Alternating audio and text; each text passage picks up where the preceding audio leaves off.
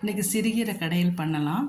அதுக்கு ஒரு டம்ளர் தண்ணி ஊற்றி 2 வெங்காயம் வெட்டி வச்சுருக்கேன், அது தக்காளி 2, 4 பல் பூண்டு, புளி ஒரு லெமன் சைஸ் புளி போட்டு கீரையும் போட்டு நல்லா நம்ம வேக வச்சிடலாம். புளி போட்டுக்கலாம். 3 பச்சை மிளகா. புளி கொஞ்சம் தாராளமாக போடணும் இந்த கடையிலுக்கு, அப்போ தான் டேஸ்ட்டாக இருக்கும். அந்த கீரையை போட்டு ஒரு 10 நிமிஷம் நல்லா வேகணும்.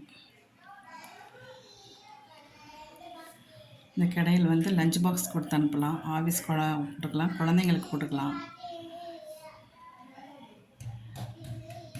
நல்லா வெந்துருச்சு. இப்போ நம்ம மசிச்சுக்கலாம். மண் சட்டி இருந்தால் நல்லாயிருக்கும், கிட்ட இல்லை, அதனால் இந்த கடாயிலே போட்டு நல்லா கடைஞ்சிடலாம்.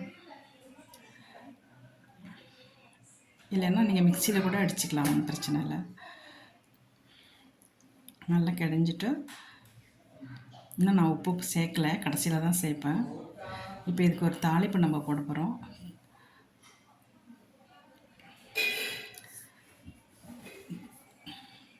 கொஞ்சம் கடுகு, உளுத்தம்பருப்பு, கொஞ்சம் பெருங்காயம் போட்டுக்கோங்க.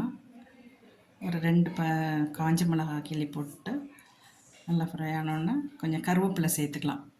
கருவேப்பிலை சேர்த்துட்டு நம்ம அந்த கீரையில் சேர்த்துட்டு நல்லா கிளறி விட்டு நம்ம வந்து சாம்பார் சாதத்து காரக்குழம்புக்கெலாம் தொட்டுக்கிட்டு சாப்பிட்றதுக்கும் நல்லாயிருக்கும். ரைஸில் நீங்கள் போட்டு சாப்பிட்டாலும் சூப்பராக இருக்கும். ரொம்ப ஃபேவரட் டிஷ். கூட்டு பொரியல் இப்படியே வைக்கிறதுக்கு இந்த மாதிரி கடைஞ்சி சாப்பிட்டிங்கன்னா ரொம்ப டேஸ்ட்டாக இருக்கும். இப்போ ரெடி ஆகிடுச்சு. இப்போ நம்ம எடுத்து வச்சுக்கலாம். நீங்களும் செஞ்சு சாப்பிடுங்க.